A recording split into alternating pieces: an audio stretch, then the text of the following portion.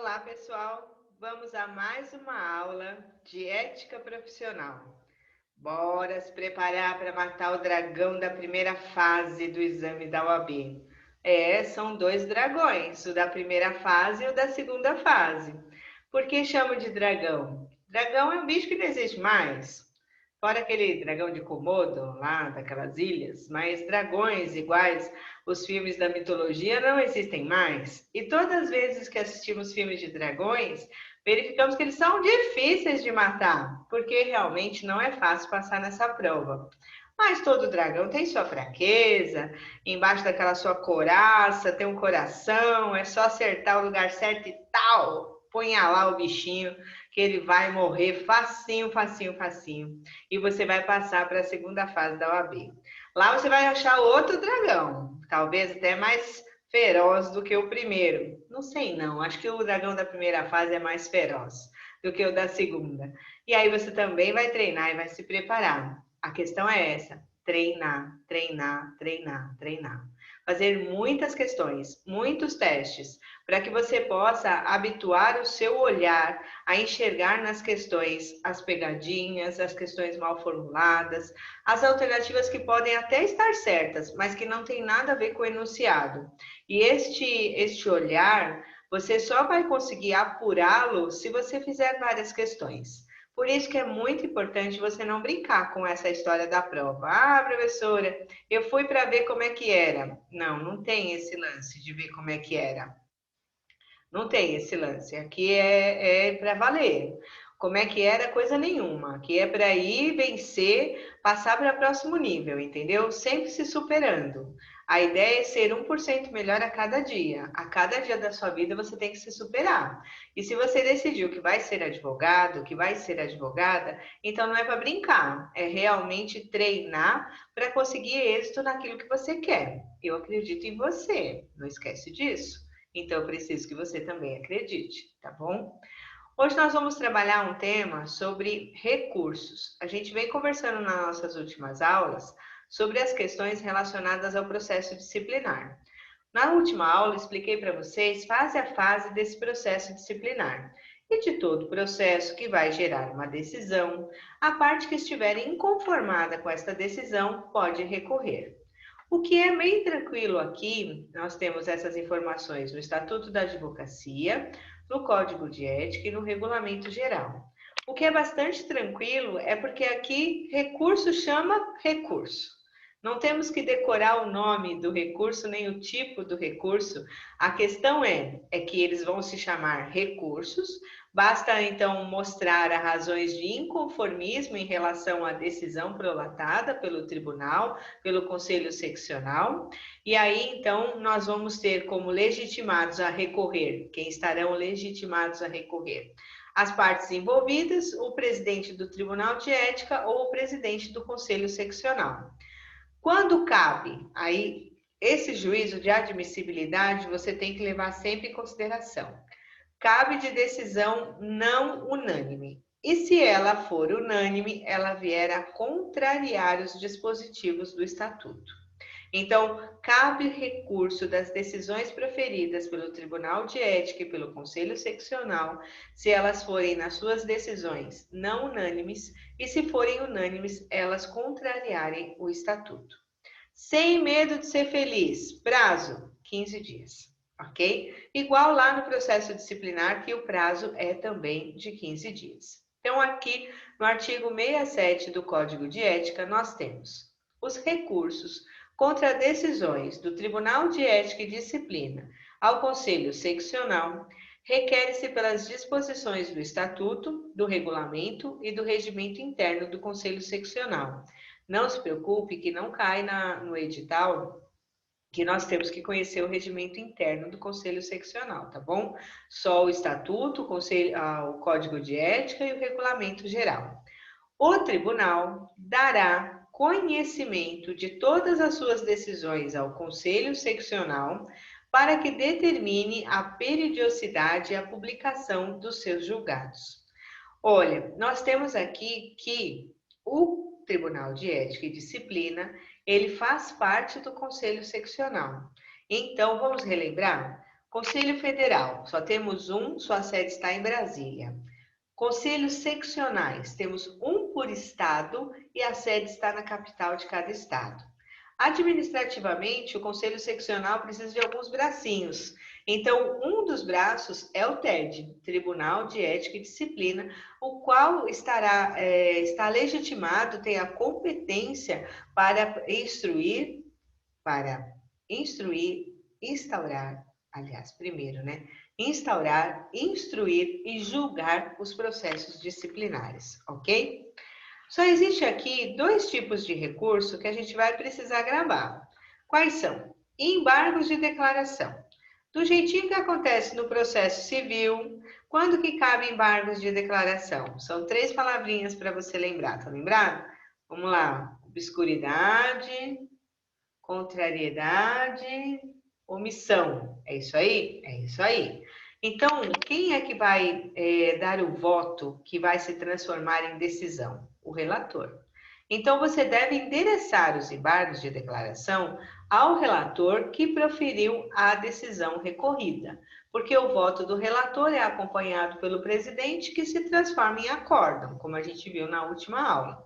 Então, em caso de outros recursos, deve ser endereçado ao órgão superior de julgamento. Se eu estou recorrendo de uma decisão proferida pelo TED, eu vou endereçar os meus embargos de declaração ao relator que proferiu o voto que se transformou em decisão da qual estou recorrendo. Existe um outro recurso que também devemos guardar o nome, são só esses dois, tá bom? O resto chama recurso, mas não pode esquecer o juízo de admissibilidade, o cabimento. O outro recurso que a gente deve guardar o nome é o revisão de processo disciplinar. A revisão do processo disciplinar, ela tem algumas regrinhas para ela acontecer. Cabe a revisão do processo disciplinar na forma prevista no Estatuto da Advocacia da OAB, tem legitimidade para requerer a revisão o advogado punido com sanção disciplinar, a competência para processar e julgar o processo de revisão é do órgão que emanou, perdão, a professora errou aqui, é do órgão que emanou a condenação final. Quando o órgão competente for o Conselho Federal, a revisão processar-se-á perante a segunda Câmara reunida em sessão plenária.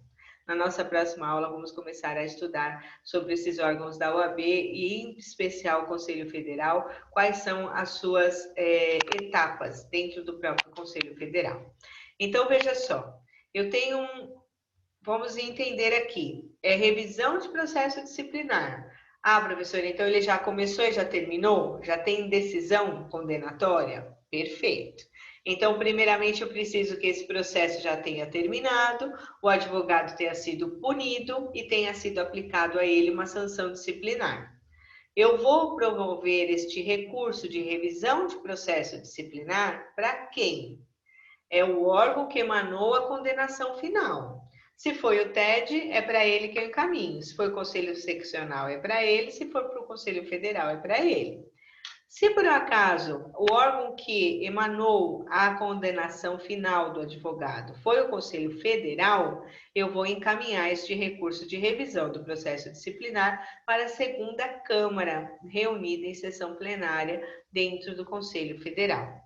Observar-se-á na revisão o procedimento do processo disciplinar. Então, quer dizer que nós vamos rever um processo que já acabou, que já tem decisão, e vamos verificar se vai caber a revisão desta decisão.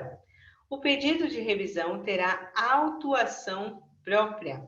Devendo os autos respectivos, será apensado ao processo disciplinar a que se refere. Entendam? Nós vamos rever um processo que já teve início, meio e teve fim. O pedido de revisão não suspende os efeitos da decisão condenatória, salvo quando o relator, ante a relevância dos fundamentos e o risco da consequência irreparável, para o requerente conceder tutela cautelar para que se suspenda a execução. A parte representante somente será notificada para integrar o processo de revisão quando o relator entender que deste poderá resultar dano ao interesse jurídico que haja motivado a representação. Ah, professor, então eu tenho um advogado que foi condenado, processo que já encerrou, eu tenho essa decisão.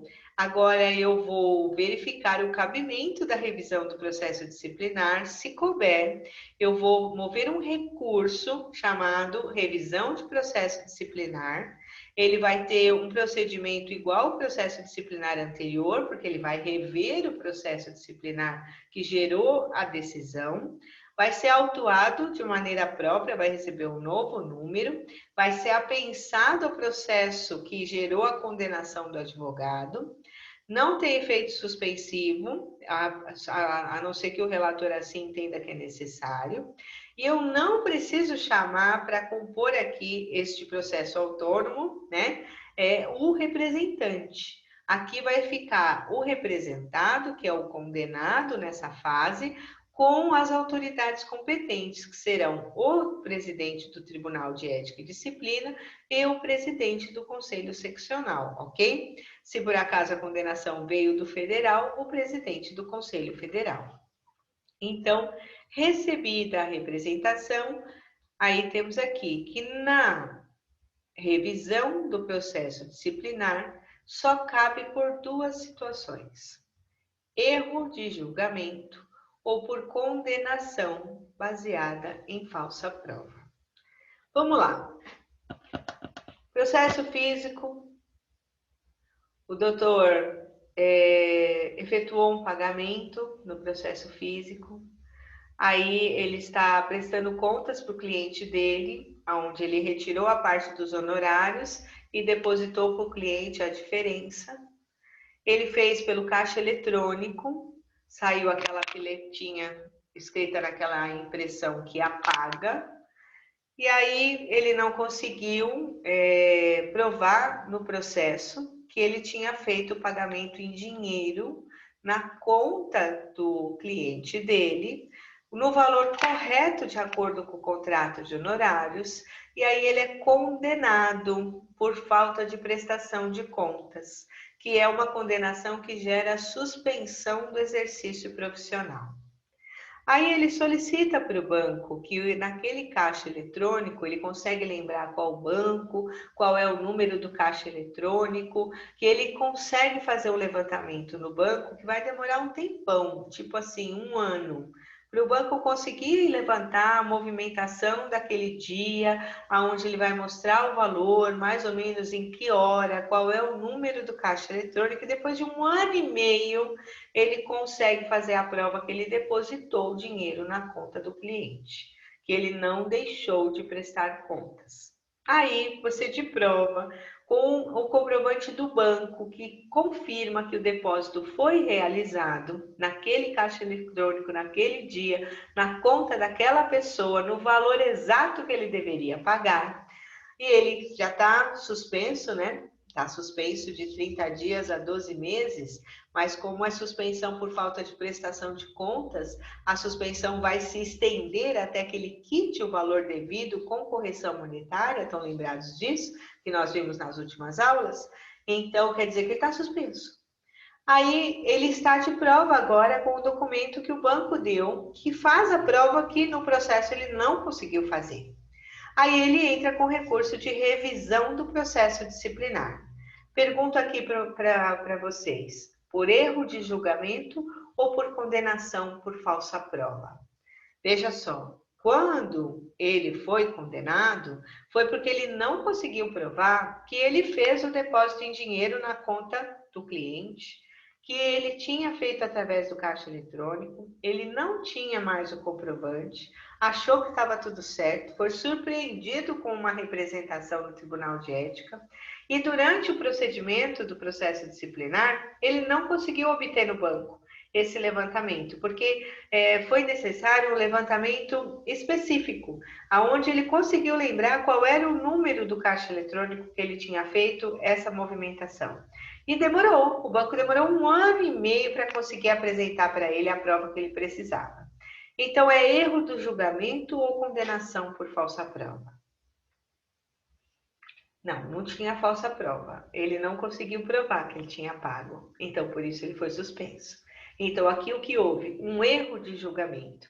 Porque não acreditaram na palavra dele, ele não tinha a prova material, ele não tinha o recibo que comprovava que ele tinha feito a prestação de contas. Então, ele foi condenado, ele sofreu uma punição disciplinar de suspensão do exercício profissional. Ok? Então, neste caso, a revisão vai ser baseada no quê?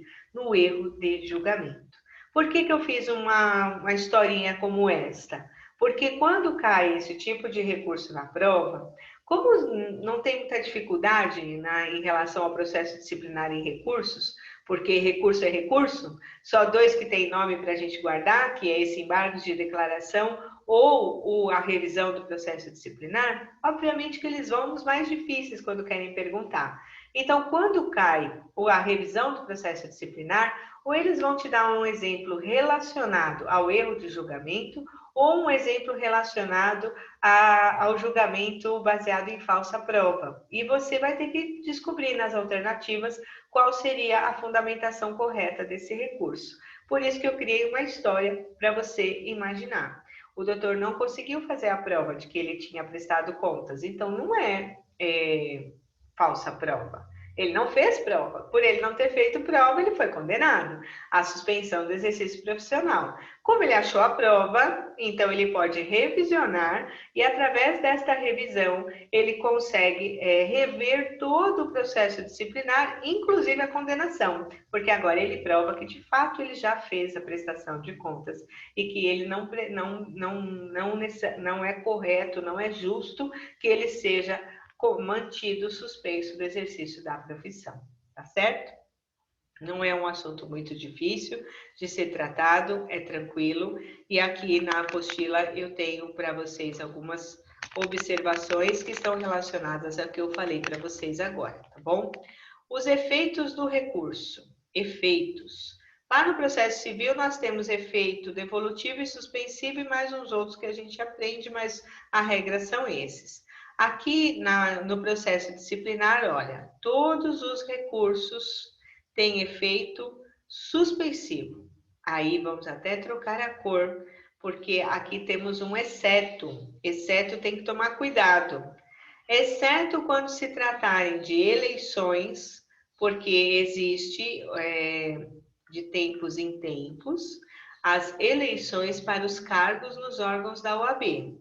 Então, se por um acaso for um recurso relacionado a aceitar a chapa, aceitar a integração de um candidato, aceitar a candidatura de um dos candidatos, este recurso ele também será recebido no efeito devolutivo.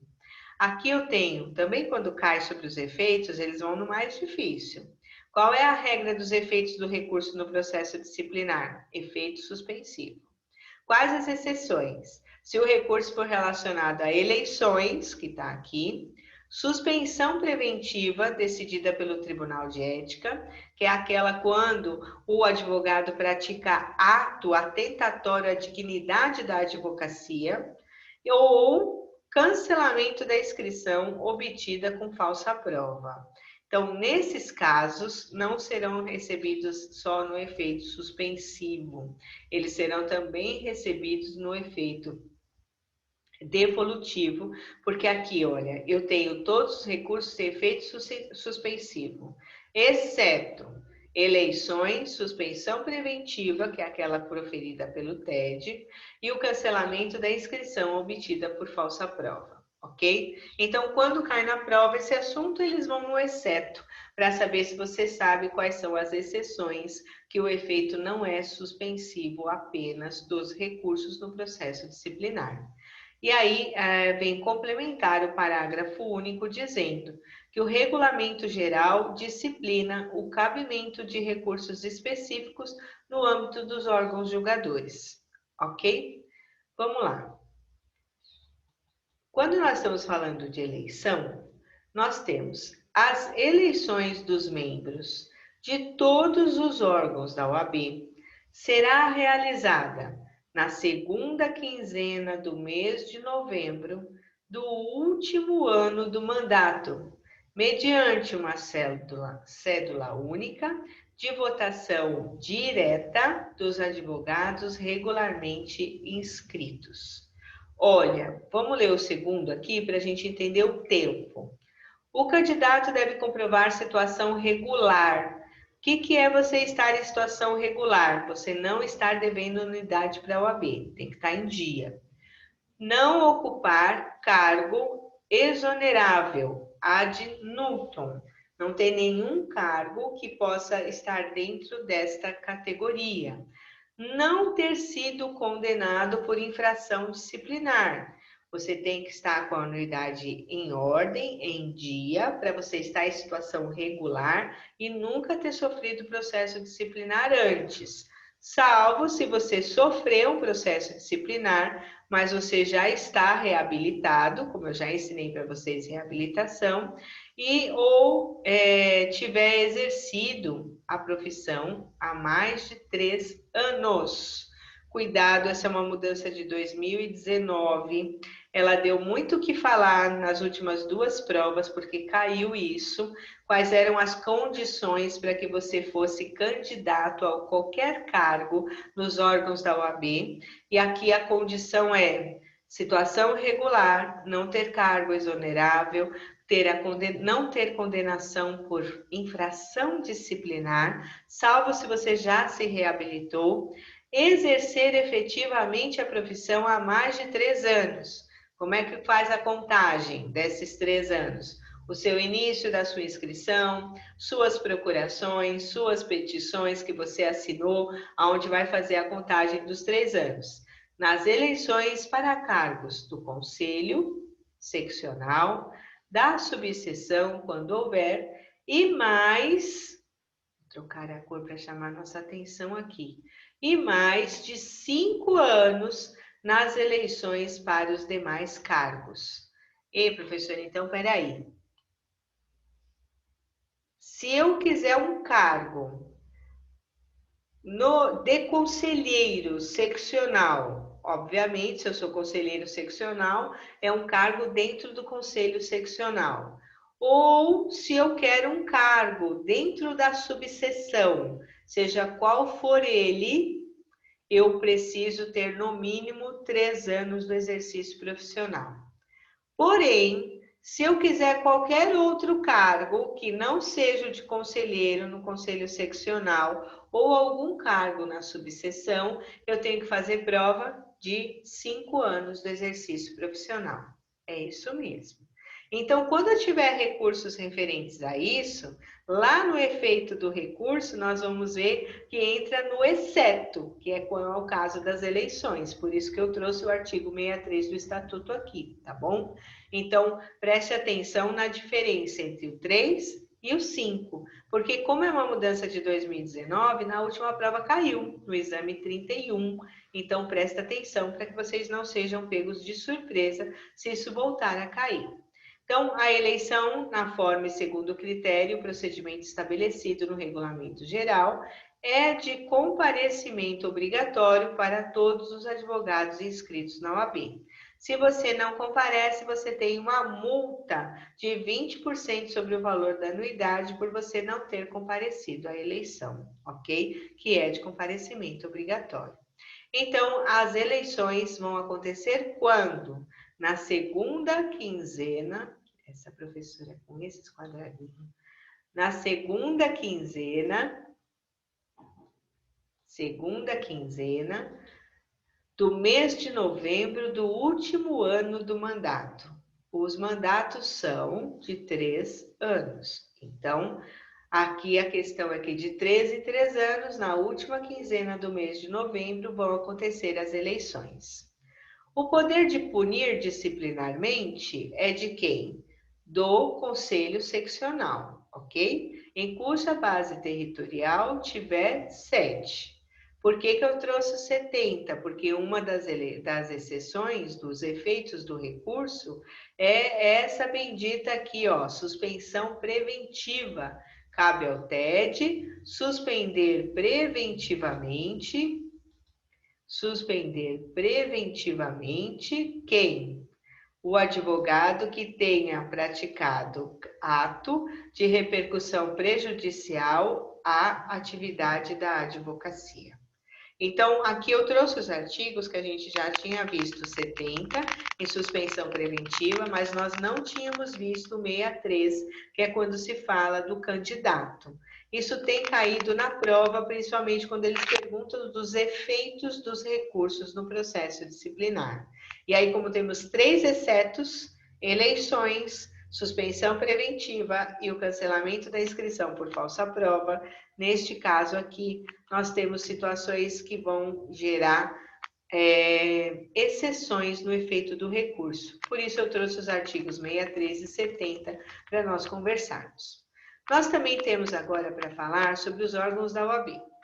Vamos introduzir na aula de hoje e vamos prosseguir depois. Conselho Federal, conselhos seccionais, subseções, Caixa de Assistência dos Advogados. Este é o assunto para a nossa aula de hoje. Vamos começar aqui. As finalidades da OAB, prevista no artigo 44 do Estatuto, são cumpridas pelos conselhos federais e seccionais e também pelas subseções, de modo integrado, observado as suas competências específicas.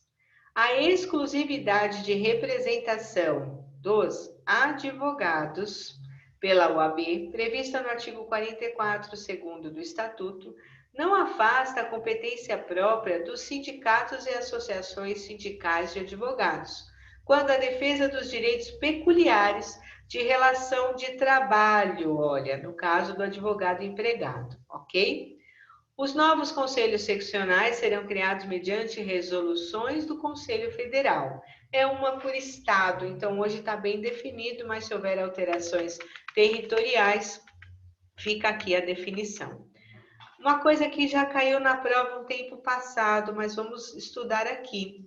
O patrimônio do Conselho Federal, do Conselho Seccional, da Caixa de Assistência dos Advogados e da subseção é constituído por bens móveis e imóveis e outros bens e valores que tenham adquirido ou venham a adquirir. A alienação ou oneração desses bens imóveis depende de aprovação do Conselho Federal ou do Conselho Seccional competente, competindo à diretoria dos órgãos decidir pela aquisição de qualquer um bem e dispor sobre bens móveis.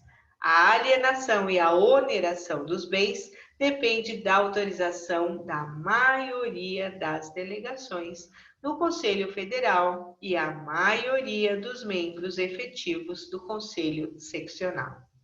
Eu vou confessar uma coisa para vocês. Esta parte dos órgãos da OAB, ela é chata de estudar, porque ela é decoreba. Você vai precisar ler os artigos, esses que estamos fazendo juntos e os outros que não der tempo de estudarmos hoje, para que você consiga memorizar, porque obviamente não vai poder usar nenhum material no dia da prova. Então você vai precisar memorizar este conteúdo, porque este conteúdo é decoreba. Assim, vamos ser bem sinceros, é algo que é chato de ser estudado por conta de ser tão maçante, tão difícil, porque ele tem que ser decorado para poder ser respondido essas questões com esta finalidade. Então, vamos caminhar aqui. Vamos fazer o que for possível, não é mesmo? A gente tem aqui uma preparação para conversar com vocês e tenho que ser sincera, porque aqui é o entender do que eu vou dizer, mas também é bastante do seu movimento pessoal em ler os artigos e estudar os artigos. Conselho Federal. Eu tenho sobre, é o órgão máximo da OAB, ok? Existe apenas um, sua sede está em Brasília. Sobre a sua estrutura, nós temos o Estatuto e o Regulamento Geral. Ele tem uma personalidade jurídica própria e a sua sede está na capital da República, que é Brasília. é o órgão supremo, o órgão máximo da OAB, não há nenhum órgão acima dele. E aí, no estatuto, ele traz, nesses artigos que nós vamos ver agora, quais são as competências do Conselho Federal. Nesse caso, ele é composto. Qual é a sua competência? Vamos lá. Compõe-se. Competência não, qual é a sua estrutura? Ele é composto pelos conselheiros federais, integrante das delegações de cada unidade federativa. Isso quer dizer que cada estado, que é uma unidade federativa, vai trazer conselheiros federais, serão eleitos conselhos federais. Também é composto dos ex-presidentes na qualidade de membros honorários vitalícios. Ex-presidentes têm experiência, então eles também compõem o corpo estrutural do Conselho Federal, assim conjuntamente com os conselheiros federais, que serão por delegações, que serão por cada unidade da federação, irão compor o órgão máximo da OAB. Cada delegação, ou seja, cada estado, é formado por 3 conselheiros federais. Ah, professor, então quer dizer que nós estamos no estado de São Paulo, então São Paulo tem 3 conselheiros federais no Conselho Federal da OAB? Isso mesmo. Assim, Minas terá 3, Bahia terá 3, Mato Grosso terá 3 e assim por diante. Cada unidade da federação, cada estado, terá 3 conselheiros federais, mais a composição pelos ex-presidentes do Conselho Federal, que são membros honorários vitalícios, porque eles têm experiência. E aí, vem aqui para ajudar a lembrar o que sempre cai na prova. Ex-presidentes não têm direito a voto, ele tem direito à voz, voz da experiência. Assim você vai gravar na sua cabeça. Ah, ele é ex. Nesse momento ele não decide nada porque ele é ex-presidente, mas ele já foi presidente um dia do Conselho Federal, que é o órgão máximo da OAB. Ok, então ele tem voz, voz da experiência. Os presidentes dos conselheiros, os presidentes dos conselhos seccionais, já que eu disse a vocês, um conselho seccional para cada unidade da federação. Então, é um conselho seccional por estado.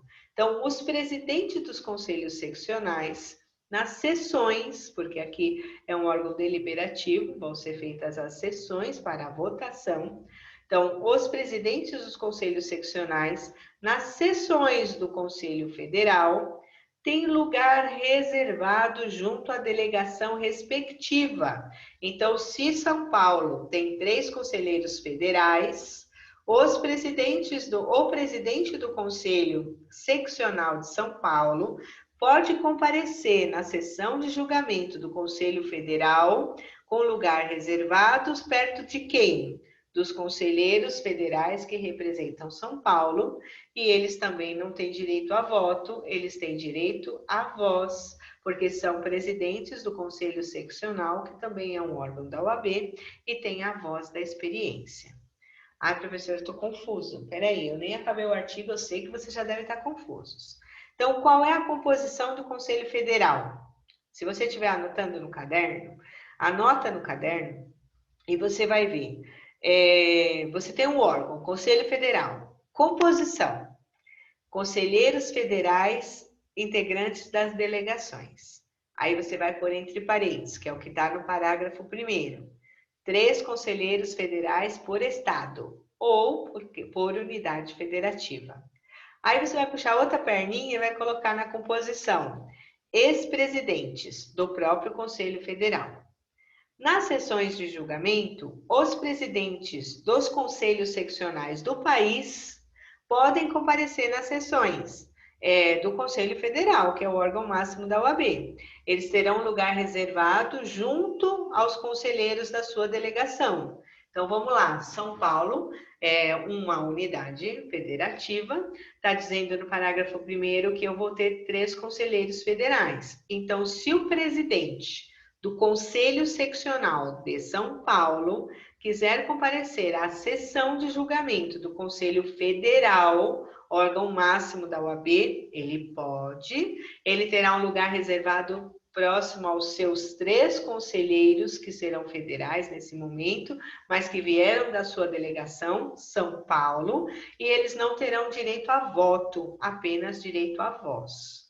Então, a estrutura desse Conselho Federal e o funcionamento são definidos no Regulamento Geral, que nós já vamos ver.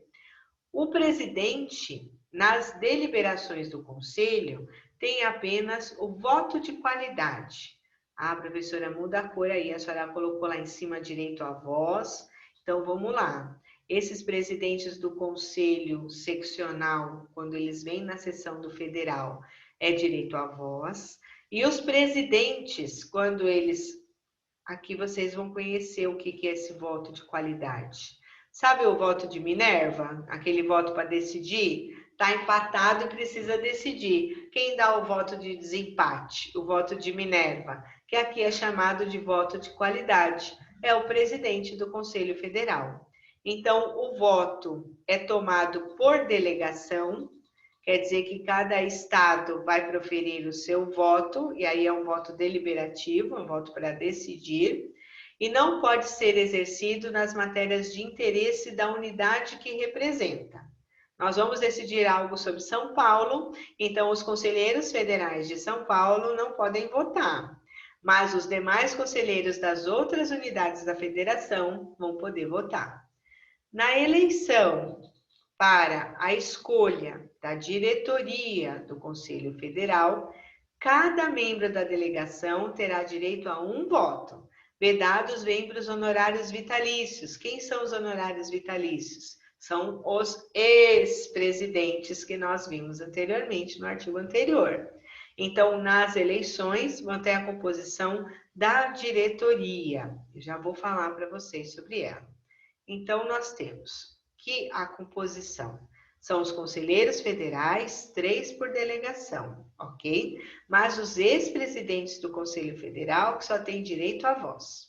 Os presidentes do Conselho Seccional, se quiserem comparecer nas sessões de julgamento do Conselho Federal, eles podem, vão ficar lá pertinho dos seus conselheiros da sua delegação, mas eles só têm direito à voz, não têm direito ao voto. E assim por diante. Esse voto ele é por delegação, não é individual. Então, se eu tenho 3 conselheiros federais representando São Paulo, os 3 vão representar um voto, ok? O presidente tem o voto que também é chamado de unipessoal de qualidade, que é o voto de desempate, o voto de Minerva, ok? Diretoria. Diretoria, não quero vocês sofrendo. Quais são os órgãos da OAB? Conselho Federal, Conselho Seccional, Subseção, Caixa de Assistência dos Advogados e o Tribunal de Ética e Disciplina. Quais os membros que compõem as diretorias destes órgãos? Eu vou falar aqui do federal, mas dos outros é tudo igual.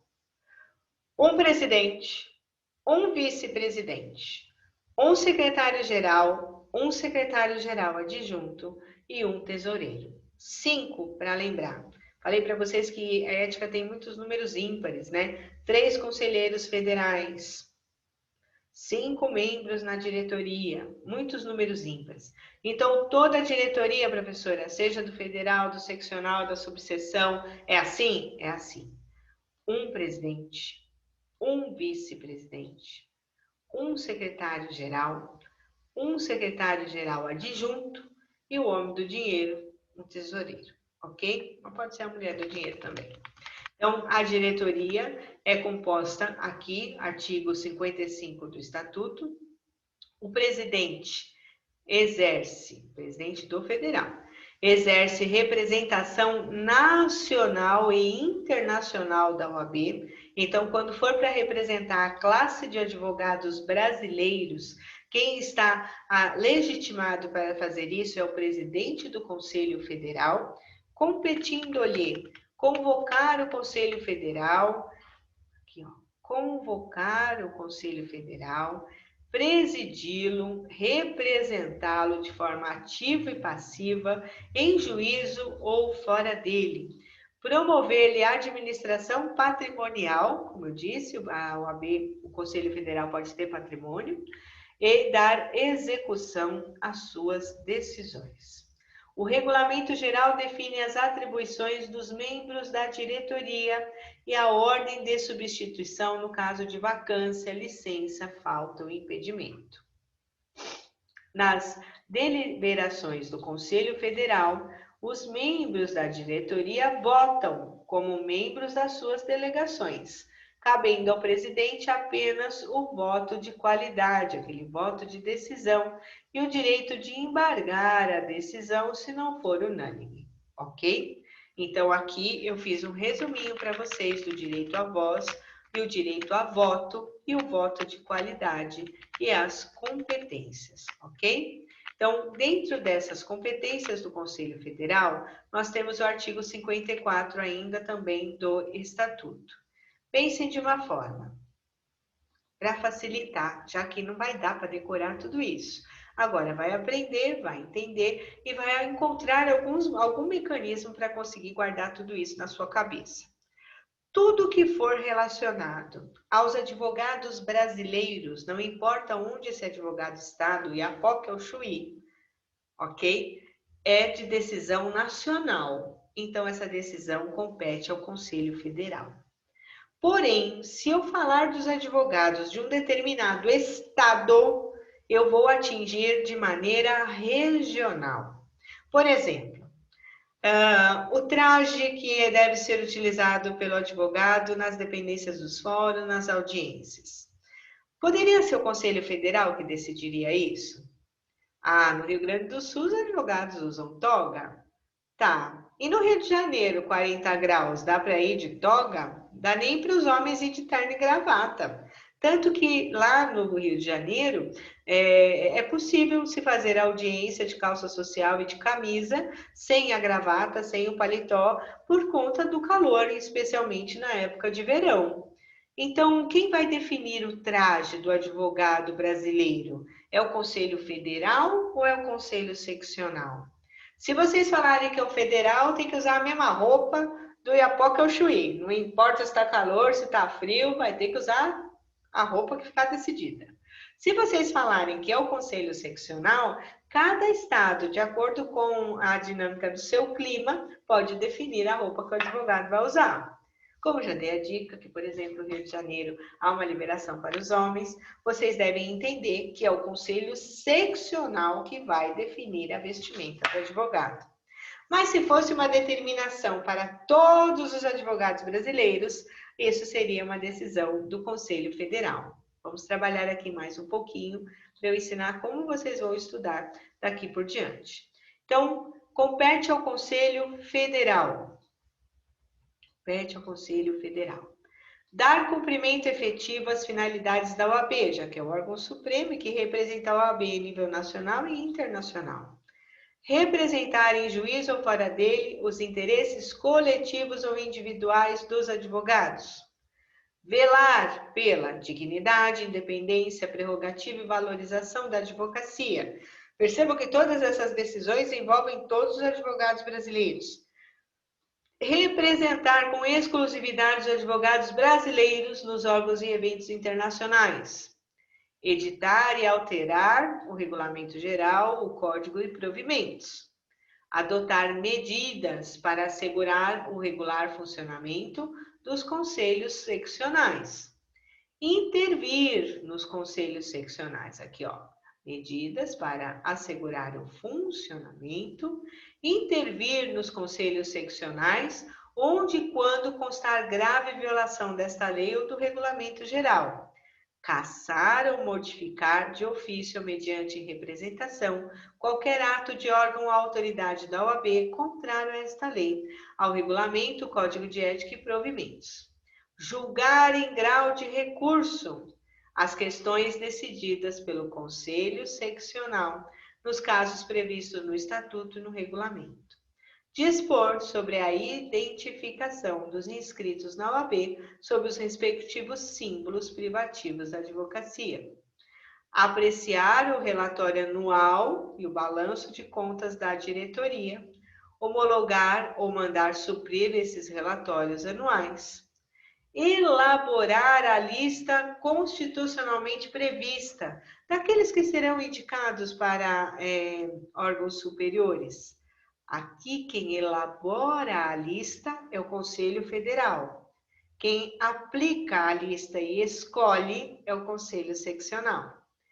Ajuizar a ação direta de inconstitucionalidade, assim como ação civil pública, mandado de segurança coletivo, mandado de injunção e demais ações, no caso, legitimadas pela lei, que vão defender a classe de advogados.